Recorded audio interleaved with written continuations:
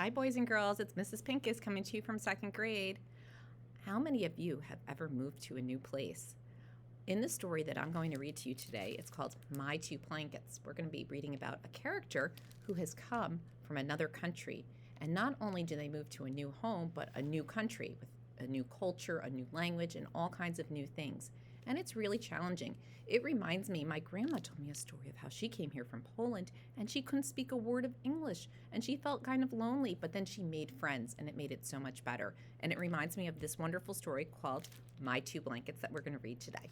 So, it's by Irina Cobalt and Freya Blackwood. My Two Blankets. And it says, moving is hard. Friends make it easier. My two blankets. Looks like they're exercising a lot. I wonder if that's something they have in common. Auntie used to call me Cartwheel. Then came the war. Auntie didn't call me Cartwheel anymore. We came to the country to be safe. Everything was strange.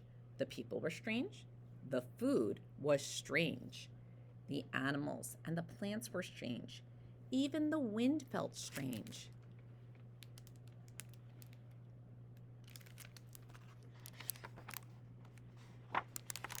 Nobody spoke like I did.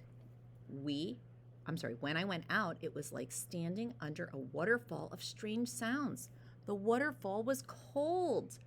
It made me feel alone. It felt like I wasn't me anymore.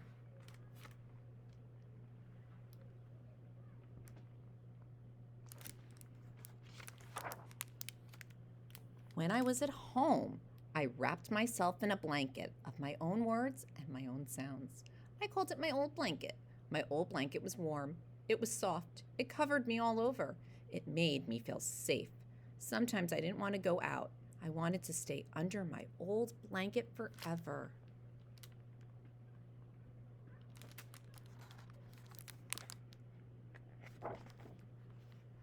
One day, there was a girl in the park.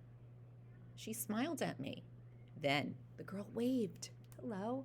I wanted to smile back, but I was scared. I kept walking with Auntie. When I looked back, the girl waved again.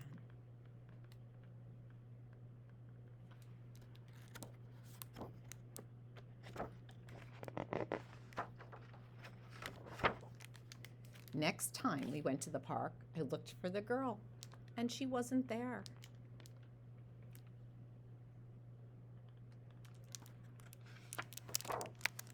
We went back 3 more times before I saw her again.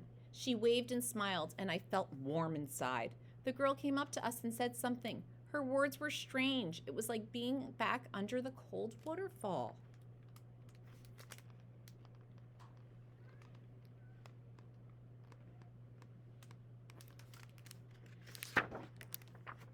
But the girl kept smiling. She took me to the swings.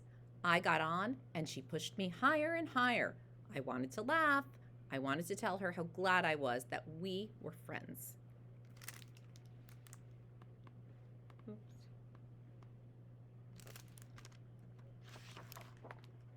But I didn't know how. When I went home, I hid under my old blanket. I wondered if I would always feel sad in this new place.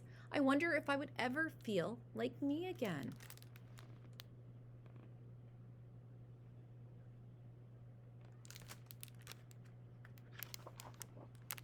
The next day I saw the girl. She brought some words for me. She made me say them over and over. So she's teaching her words in the new culture. Every time I met the girl, she brought more words. Some of the words were hard. Some of the words were easy. Sometimes I sounded funny and we laughed. Sometimes I felt silly and I wanted to cry.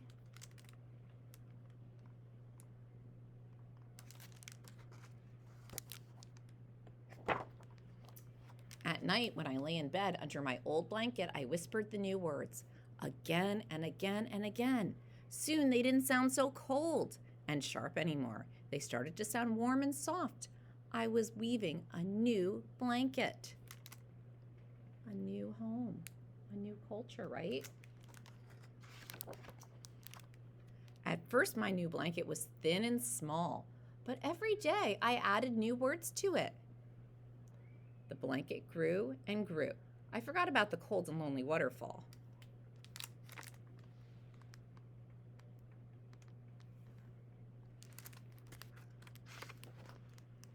My new blanket grew just as warm and comfortable as my old blanket. And now, no matter which blanket I use, what's going to happen? I hope she feels comfortable with everyone. I will always be me.